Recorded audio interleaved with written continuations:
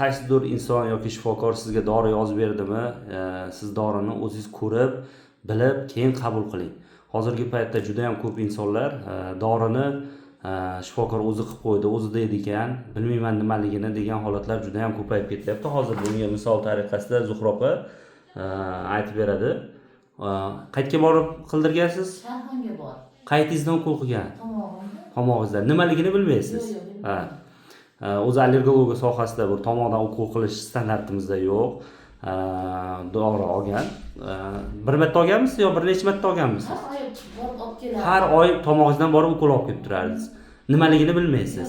Necha marta borgansiz endi? 4 martacha borgan. 4 oy borgansiz. Ha.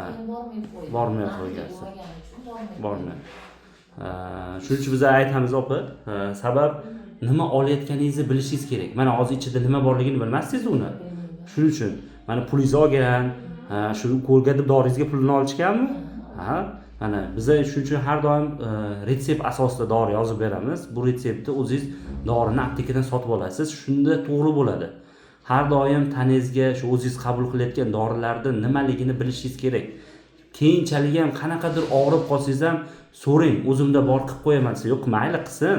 Prosta ko'ring, nimaligini oldingizda sindirsin, ukol bo'lsa, yo oldingizda tabletka bo'lsa, qadog'idan ochsin. Men qarshiligim yo'q unga. Faqat biling.